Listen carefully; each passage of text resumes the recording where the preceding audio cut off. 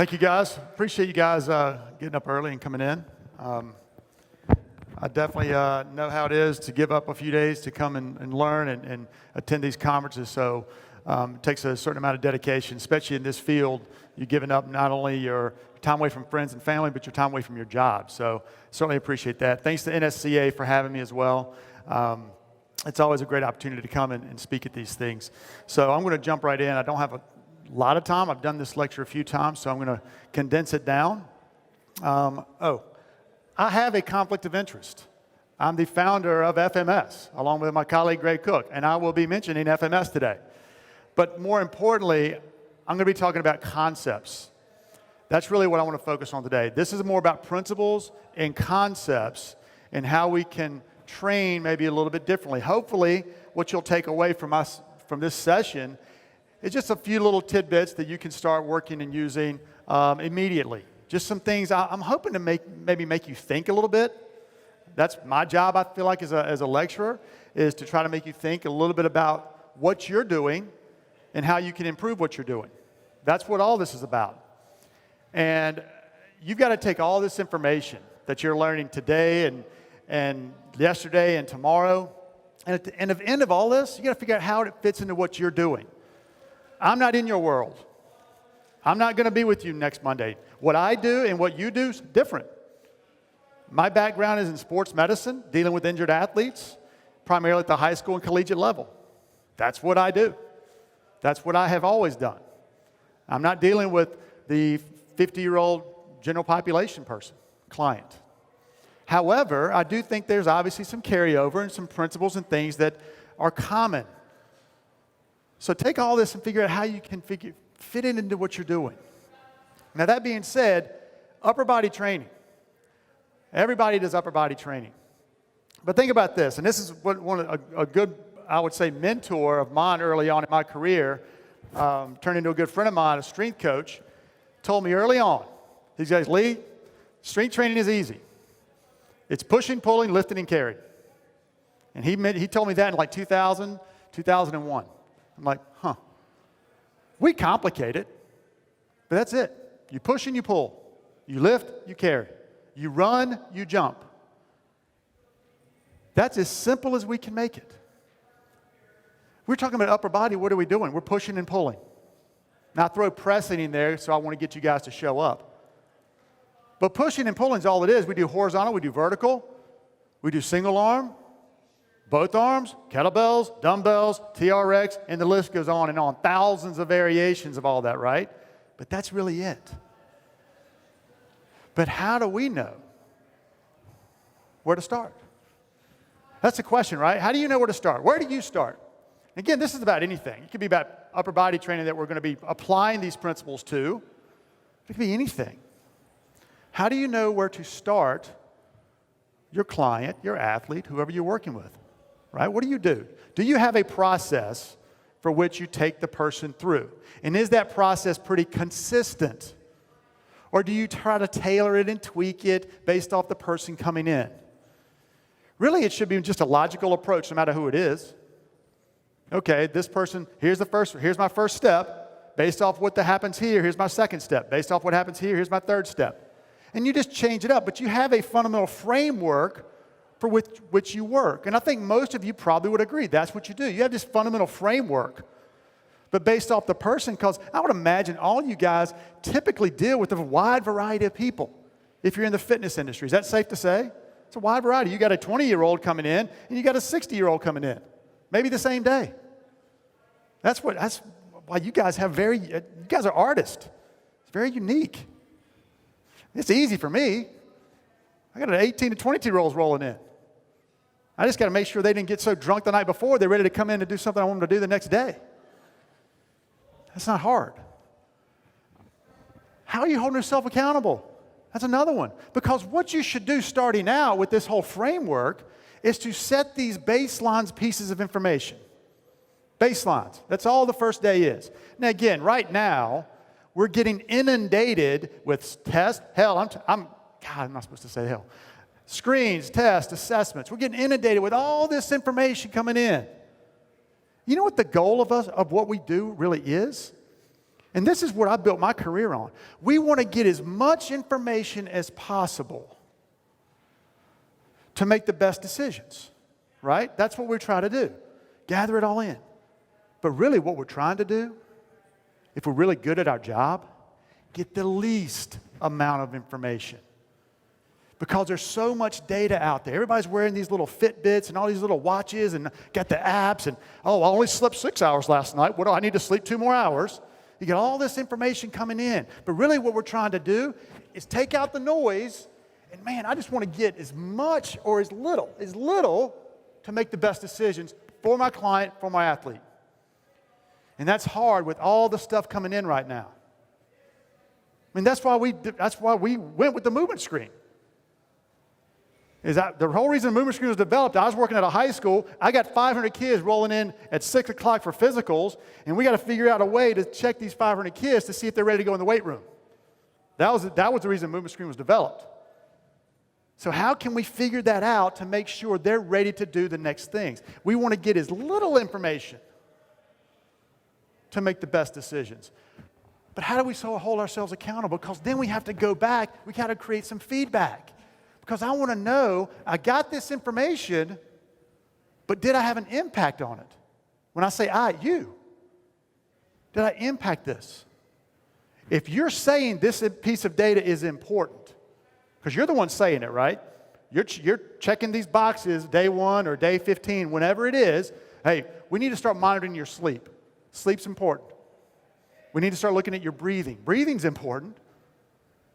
Okay? We need to start looking at these things. But if you're looking at them, you got to hold yourself accountable. Don't just assume, okay, hey, you should be getting 6 to 8 hours of sleep a night. Okay. But then you don't bring it up again. Well, that information doesn't matter. So you got to set yourself up to hold yourself accountable, but also hold them accountable. Because their expectations are you're going to make progress, you're going to do the right thing.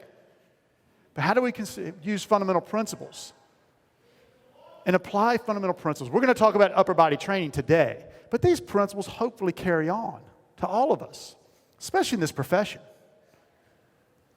Our most fundamental principle for us is move well, move often. Grace said that early on. Gray was talking about that when him and I first started working together 20 years ago. You know what? It's quality over quantity. Quality over quantity. That's all move well, move often means. Now, this whole movement thing, back when my career kind of started, it was all about function. It's about function. What is function? Now it's transitioned to movement. Everybody's talking about movement. Well, what does that mean?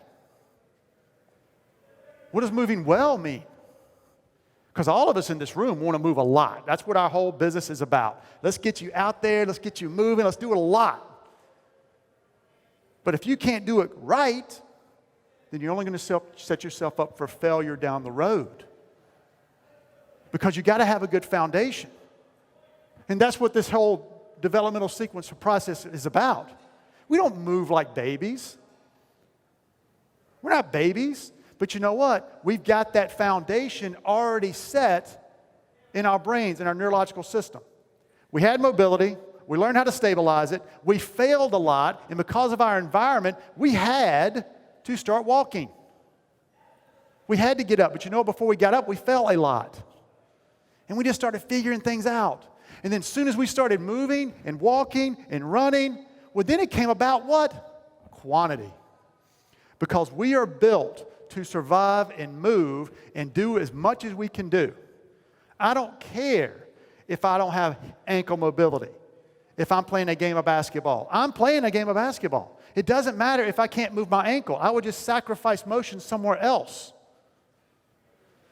So our brains are already established and already preset to think about compensations and not moving right. It's all about accomplish the task. That's function. Accomplish the task. It does not matter. But when you come into the weight room and you start trying to do overhead presses with a lack of shoulder mobility, your brain's saying, hey, Lee said get the weight over my head. The client's or the athlete's brain's not thinking, okay, I've got to have good T-spine mobility. They don't care. They're going to do it like this if they need to. It's our job to go back to moving well first. But if we go back to moving well, it's just about function.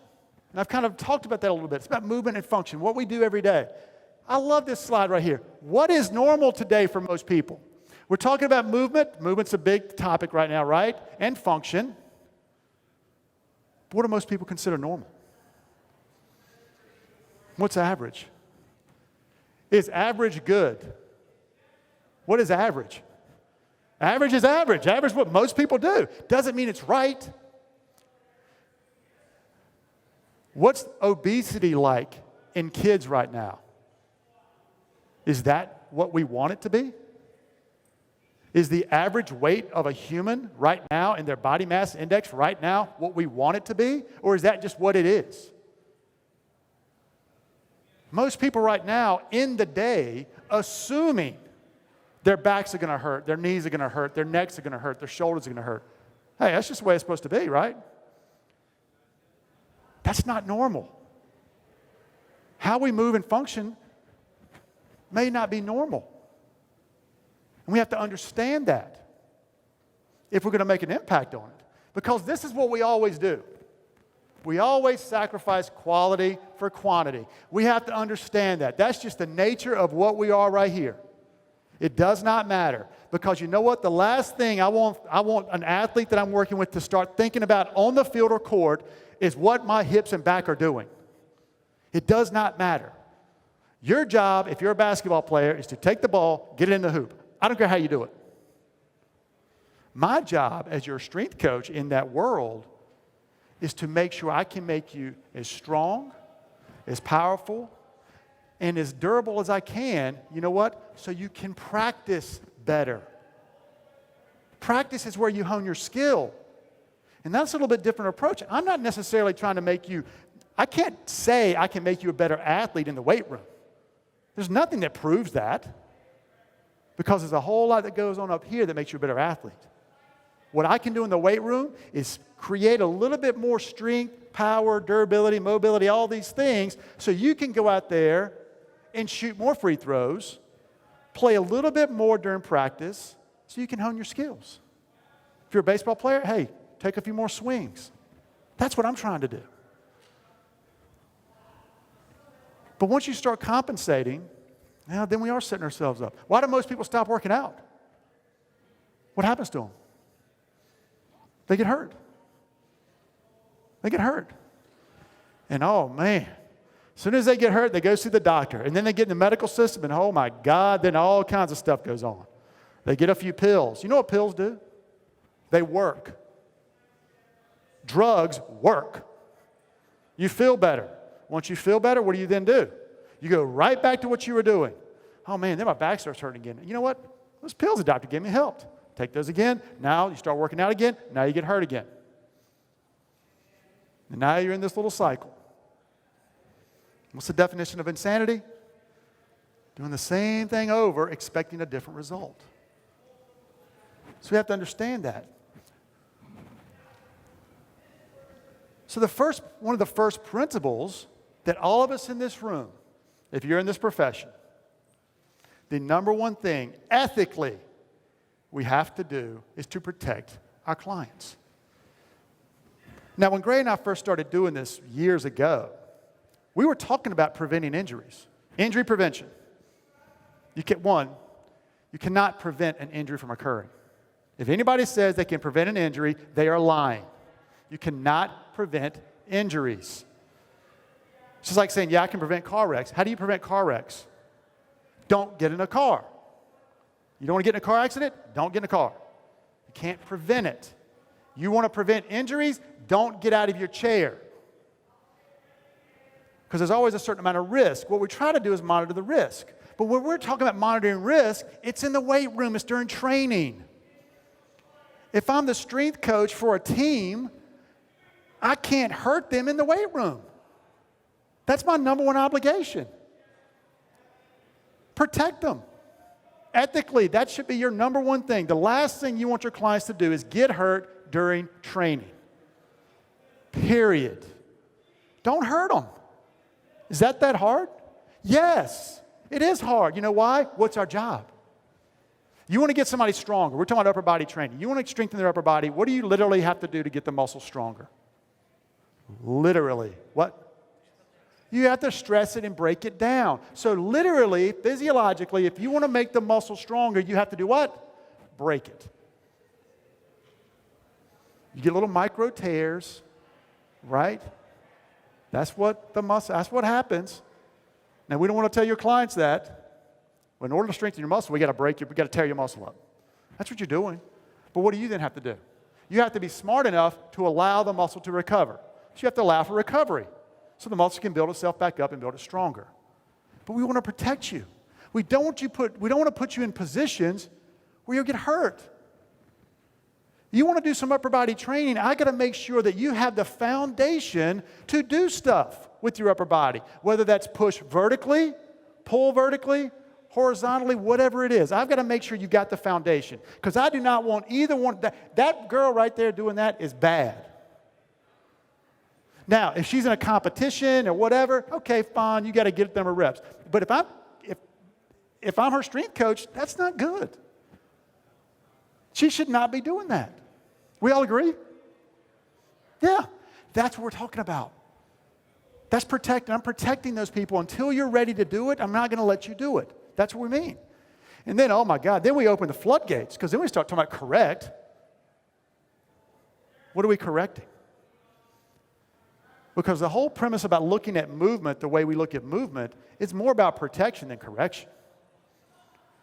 It's more about removing certain things than it is about adding a bunch of corrective exercise. We kind of tripped along this. We were working in a physical therapy clinic. We're more or less worried about keeping athletes from doing that in the weight room.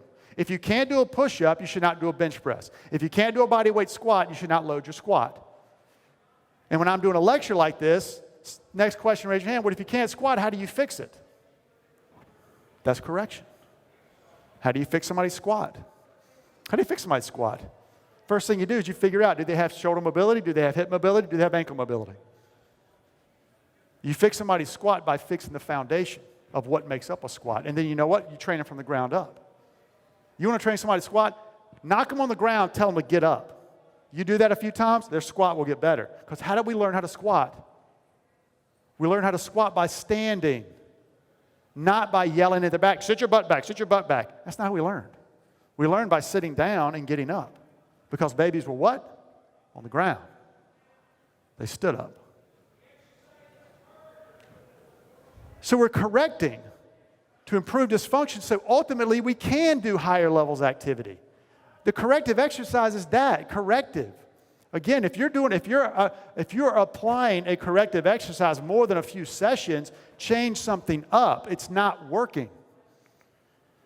The whole definition of correct is what? Improve.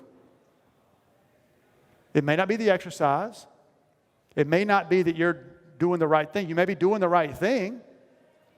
You just got to change it up. That's feedback. That's the feedback you're looking for. And then develop it.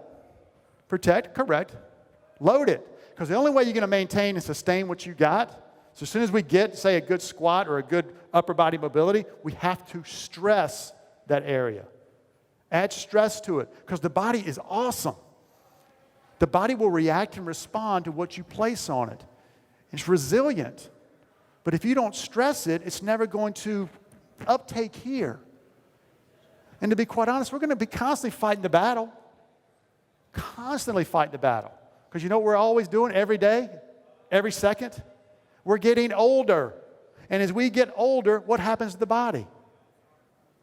Hate to say it, it's doing it right now. What? Yeah. Every day we're breaking down a little bit. But as we exercise and we do stuff, we're trying to build it back up. So we got that battle going on. And then, not to mention, what do most people do all day? Sitting down. You come to a fitness conference, what do? You sit down for an hour. That's what we're doing all day. Technology is allowing us to be a little bit more lazy. What was that movie a while back?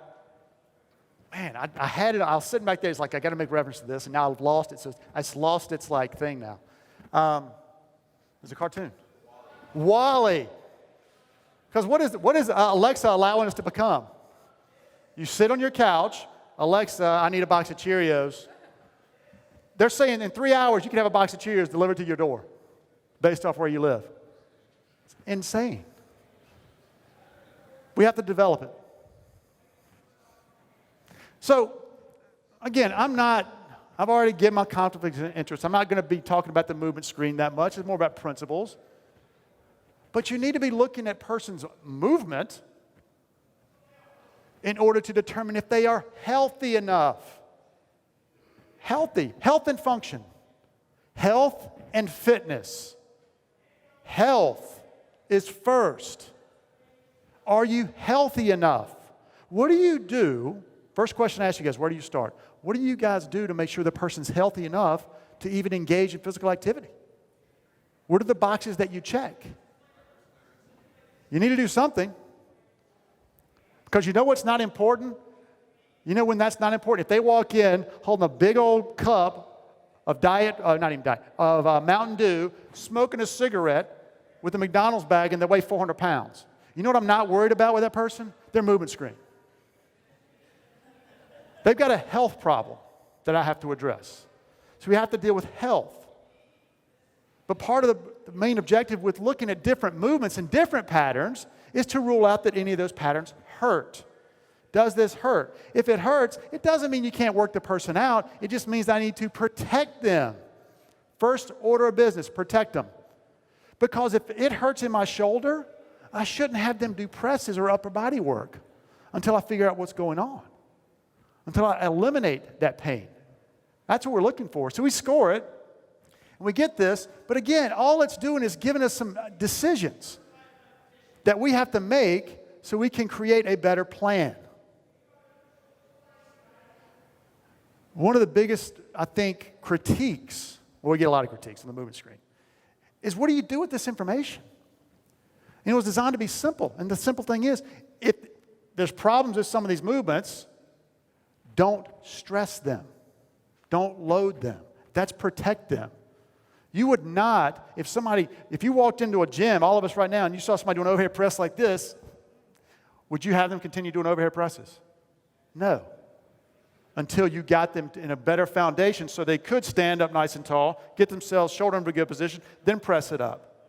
That's our job. Our job is to first make sure we don't put them in a position that they can't handle. And then it's move them on down the line. That's the whole point of this, looking at these different positions. To put them in a different bucket, put them in a category. So if I've got 100 people, and that's where we started the movement screen. First time I did a movement screen, I had 100 people show up. Literally, 100 people at that door, we screened them all. And I had 100 pieces of paper sitting here. You know what I did with those 100 pieces of paper? I put them in different stacks. The kids who had zeros went over here. The kids who had ones went over here. Twos and threes, get the hell away from me, I don't want to see you. I deal with these groups. So it's about putting them in a category to figure out what do I need to do next. The kids who had the ones, I didn't even hardly do anything with them. I told the coach, hey, listen, these kids should not do this, this, and this in the weight room. It's 100 kids. What am I going to do? The kids who had the zeros, that's the low-hanging fruit. That's the ones I need to address. Those are your problems. Those are going to take more resources from you. These zeros, these kids with pain, are going to require more of my time if I don't address it early. Because if they continue down the path, your clients are no different. You get somebody walking in who's got some low back pain, yeah, you could probably train them for a while. But then they're going to break down. It's going to happen. They're going to break down because they're already telling you they've got a problem now.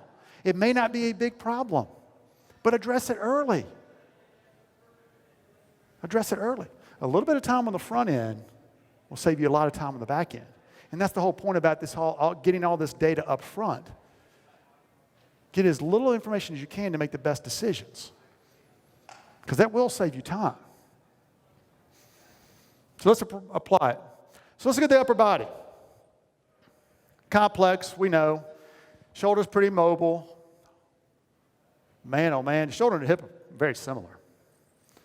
This is not an anatomy lecture, but there's a lot of stuff going on in the shoulder, right? But it's also one of the most common problems that most people in the United States have, really around the world, right? Give me the top 4 problems in the body, injuries. When I say injuries, pain, missing work, things like, number one reason people miss work, low back pain. Number one reason people, not cold and flu, low back pain. Low back, knee, shoulders, cervical, neck. Neck's the other one. So you get the top 4. Shoulders in there. Shoulder's problematic. But you know what? The shoulder, it starts out typically with tendonitis, bursitis. Now, you get this little bursa sitting under the acromion process. Again, it's just a little like a balloon sitting there. And the whole purpose is to decrease the friction on the rotator cuff. That's why it's there. But you shouldn't have a lot of friction. Because if biomechanically you are moving correctly in your shoulder, you should never rub the bursa. Because the head of the humerus right here, this little section, it should kind of get out of the way. This should get out of the way. Because that's part of the scapula. And when you start raising your arm up, what should the scapula do? The scapula should rotate.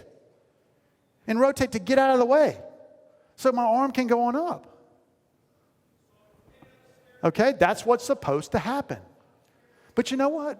This little impingement, and we have a test. I'm going to do it later today. We have a test. It's called impingement sign. We do this, and that's checking that area. That's the way you check that area. Easy. And I got the data. Decent amount of people, that hurts. It's not a big deal. Sometimes it hurts on me if I do too much upper body training, too much stuff, because I got to look big for the, walking around. So it hurts. So then I have to back off, do what I'm supposed to, practice what I preach, and then, okay, it gets better. But it's easy just to go along and not worry about it. But you know what that turns into? When you get about my age, and I'm going to show my age here, turns into a rotator cuff tear. Impingement turns into a tear. And you know how a lot of people tear their rotator cuffs? You can tear your rotator cuff, bend over and pick up a set of keys. Hardly no weight. Just bend over, pick something up. Rotator cuff tears. 45, 50, 50, 45 to 55, that's kind of the window. But then when you start talking to those people, hey, have your shoulder ever hurt before? Yeah, man, it's kind of irritated me for the last probably 15, 20 years. What'd you do about it? Well, I just took some Advil. I started training. The research says people who do upper body training have more shoulder problems than people who don't. What?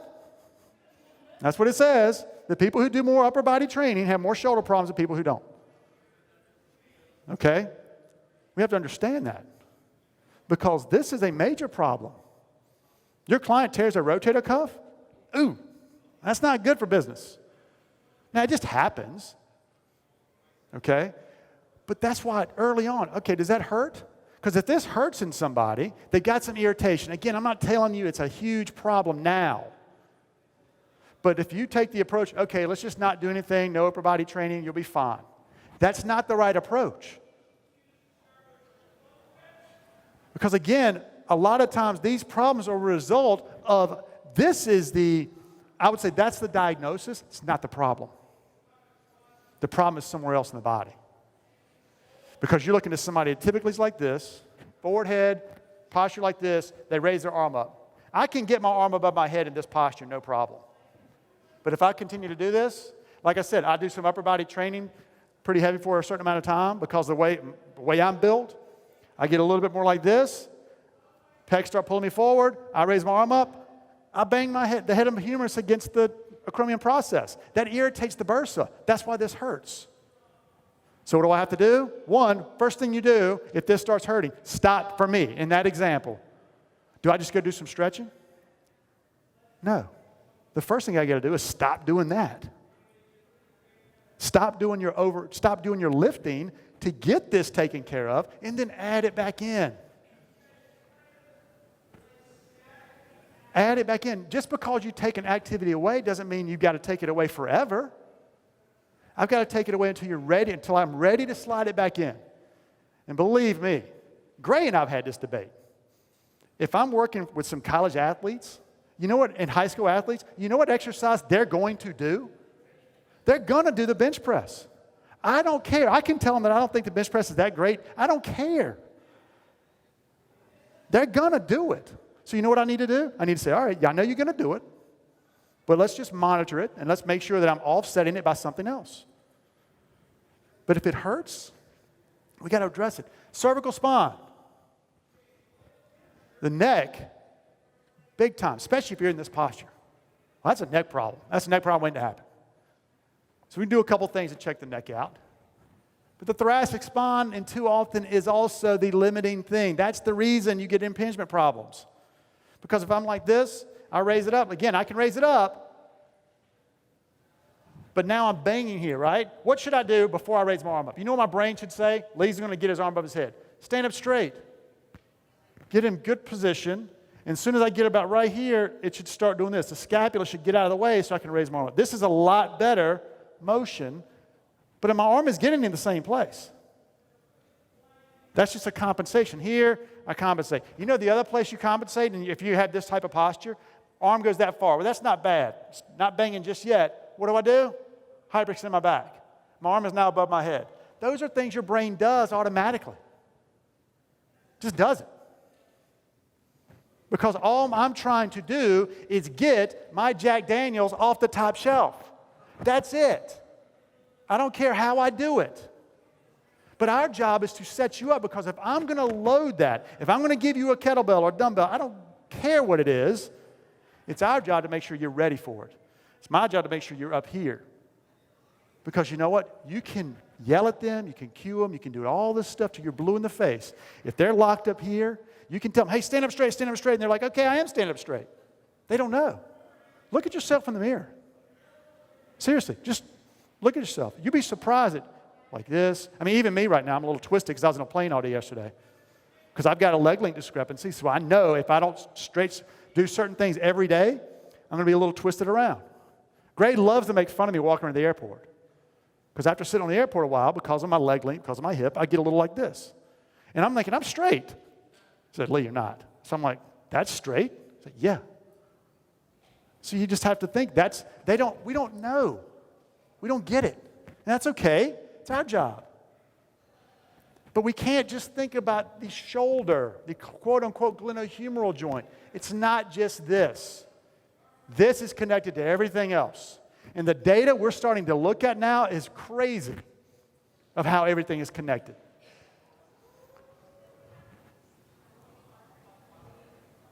So we're going to do a couple tests. Because here's the thing. Most people assume if you've got good mobility in your upper body, you're ready to do upper body training. Don't make that assumption. You've got to have a good amount of stabilization in your core. Because if you're going to push or pull, I got great mobility in my upper body, but I push, and what do? I hyperextend my back. Or I'm doing an overhead press. I got great mobility, but now I'm like that. So you've got to stabilize here. Because all these muscles, all this stuff, what holds your entire upper extremity onto your torso? One little small ligament right here. Right there. Sternoclavicular ligament. Right there. You know what else? You know the main thing that holds it on? Muscles. The hip is a little bit better because the hip's kind of sucked up in the acetabulum with a big old ligament that holds it on there. You got a bunch of ligaments surrounding it. Hip's a little bit better. Your shoulder? No. Now, the glenohumeral joint's got some pretty significant ligaments. But then you go to the scapula. Man, what's holding the scapula on? Muscles. Muscles hold the scapula on, and those things have to work right. And if you don't have good mobility in your T-spine and don't have good stabilization around your core, they're not going to function quite right. So just because we have great mobility in the shoulder, great. But we got to have that underlying stabilization as well. If we want to ultimately get to heavy upper body work, if that's our goal.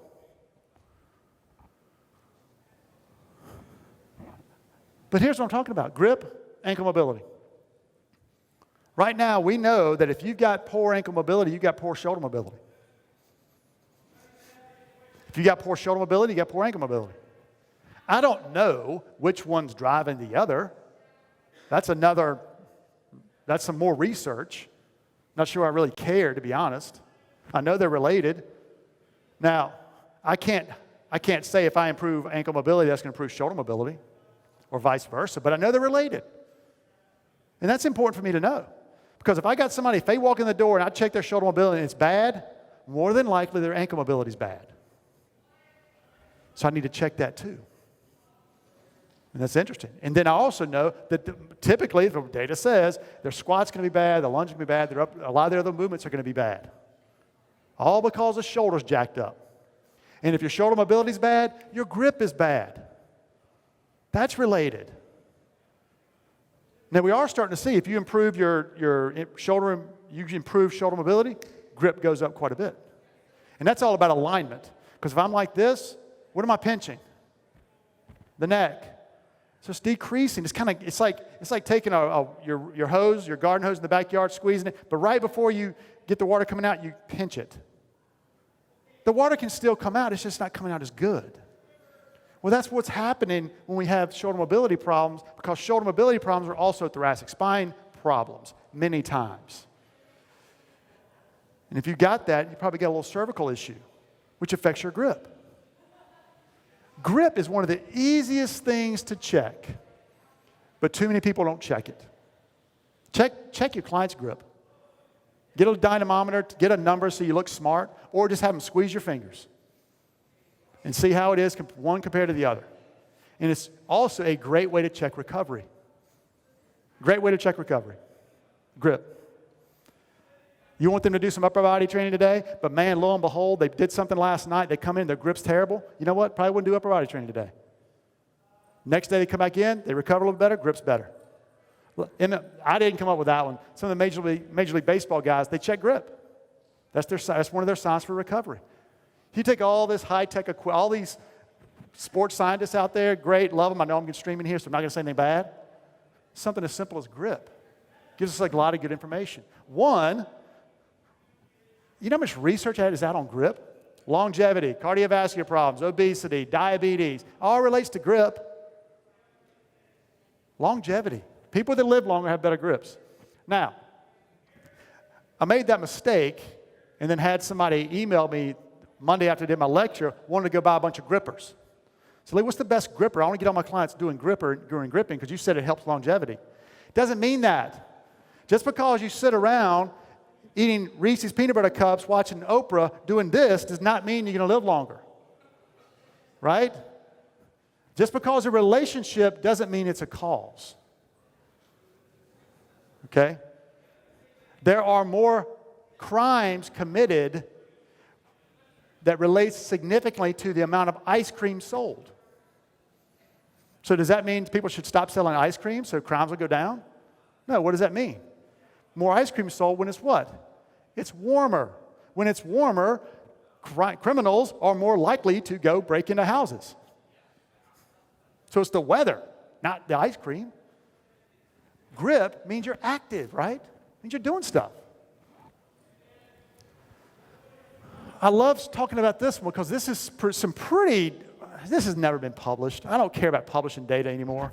I care about looking at data. Data and research is not always about publishing. Now, I'm all for researchers publishing the stuff we've been doing, all for it. If it comes back, it's not good, great. Tell me why it wasn't good, and let's figure something out. All for it. I've done enough research to realize I'm not a researcher, but I know the smart guys that can do it. But looking at the data, we know one thing, looking at military, fire service, and even in the industry right now, workers, that if you move poorly, you're more likely to be out of work longer. If you sustain an injury and you move poorly going into that injury, you're more likely to be out of work longer. So if I'm an NFL player, I get hurt, but I was moving better once I got that injury, and the guy right beside me had this exact same injury, he moved poorly going into that injury, I'll get back on the field quicker. That's what that tells me. Makes sense, right? Just have better mobility, better stabilization, a little bit better strength, flexibility, all the things we're trying to give somebody.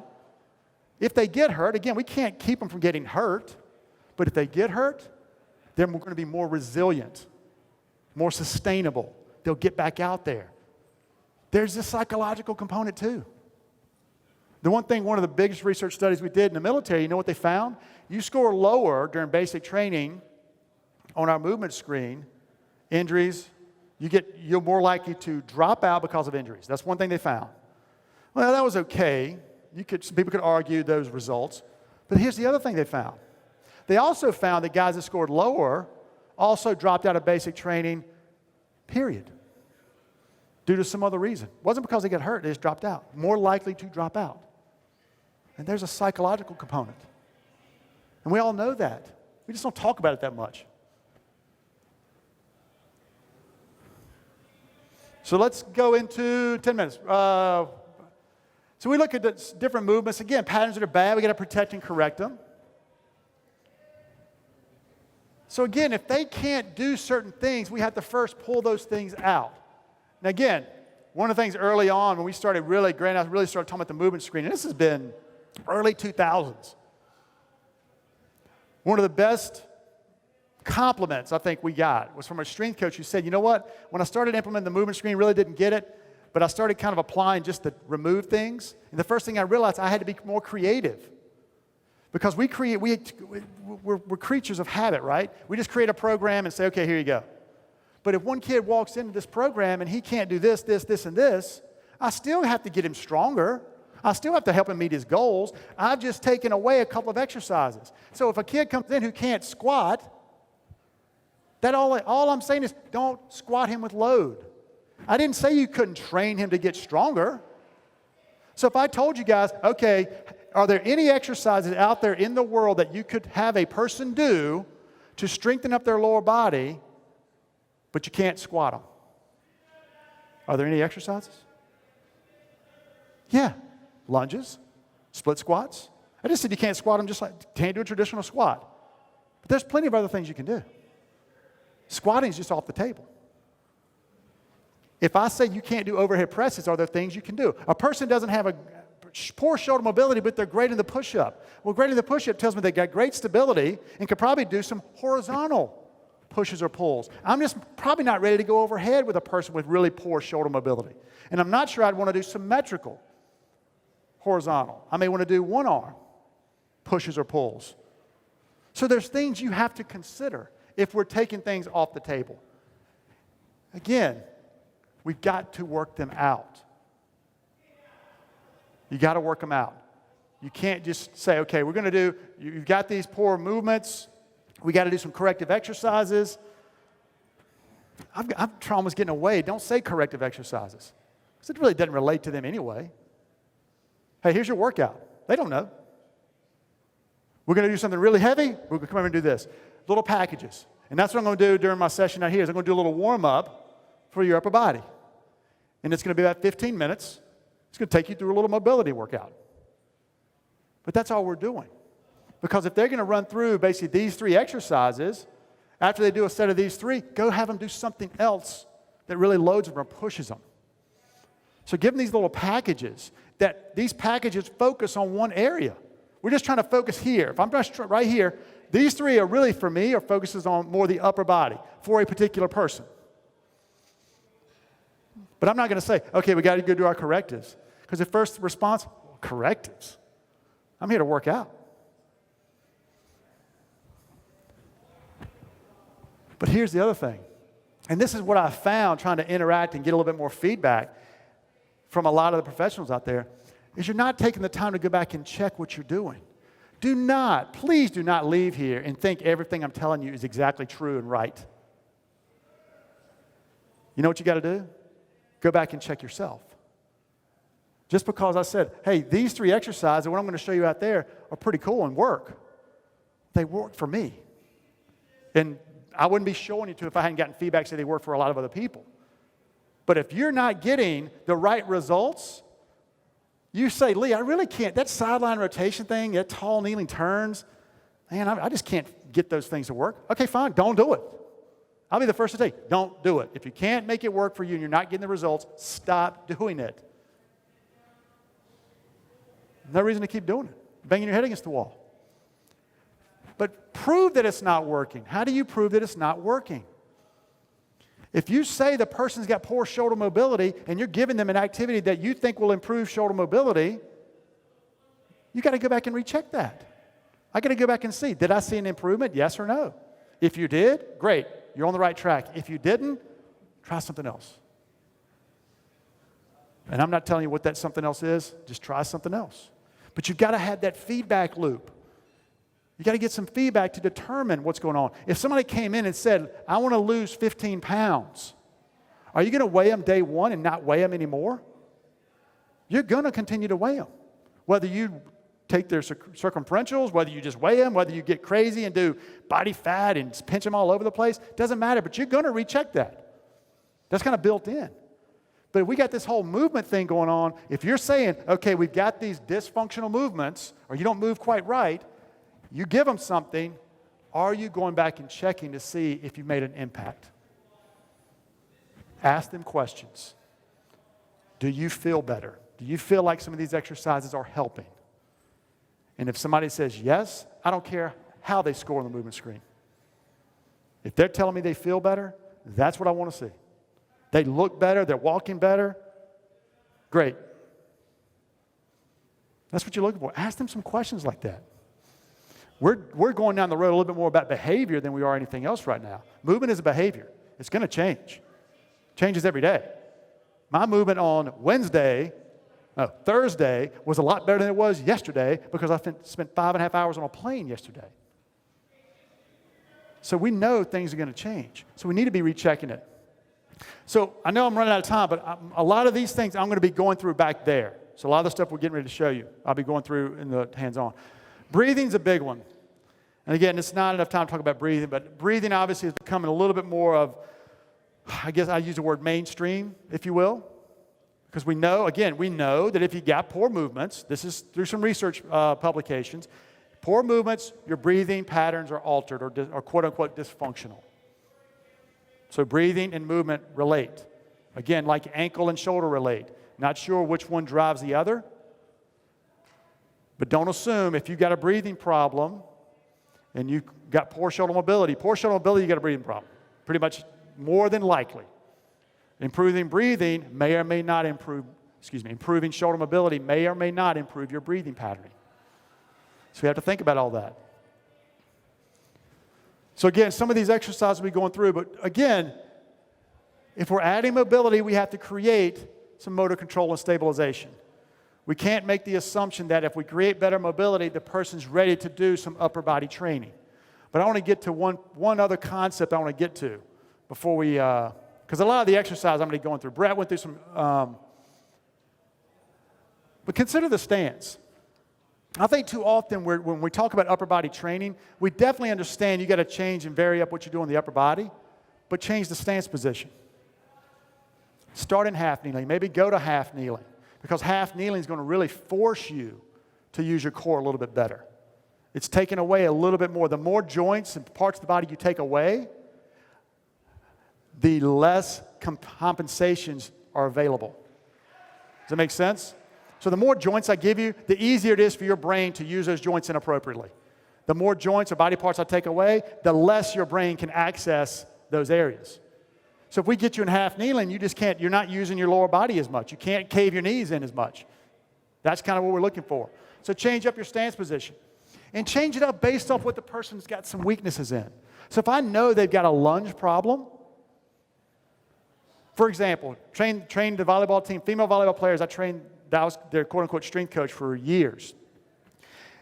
And they always wanted to do some upper body, bicep curls, tricep extensions, because they wanted quote-unquote toned arms. Whatever. Okay, fine. But if you're going to do that, I made them all do it single leg stance. You had to do they always did their bicep curls and single leg stance. And they had to keep their knee high to their belly button. I didn't care. A lot of times I'd just put something right there. Say, do your bicep curls. Because I knew they're all unstable, but that was my way of getting them, forcing them to have better stability. Because if they want to do that exercise, fine. I knew they had some stability problems, so they had to do it in either single leg stance, some of them had to do it half kneeling. Same thing when you stand. Split stance, symmetrical stance. Just change it up. So you don't have to change up what's happening in the upper body as much, but change up what's happening in the lower body. And then bottoms up kettlebell presses. Again, I don't really care what implement. Doesn't really matter. I think you got to figure out for what's right for them. But I do think if you're talking about the upper body, especially if again, here's what I know. I know most people have poor shoulder mobility. They got poor shoulder mobility, probably have some underlying stability issues as well. That's just a fact with general population. okay, based off all the data. I know I got to stop. Last little thing. But upper body here, with doing the kettlebell bottoms up, forces. It's a self-limiting exercise. The person can almost not screw up. Because when you get that kettlebell, one, don't give them a heavy kettlebell, right? But you have it bottoms up. They've got to use a good grip. They've got to create stability. Because as soon as I grip that thing, as soon as I grip harder, it puts my shoulder in a better position. It's going to automatically create a little bit better position and alignment of the shoulder. So great exercise. All right, some of this stuff, a lot of this stuff I'm going to be doing back there. Thank you guys so much. I'll be around all day if you have great questions.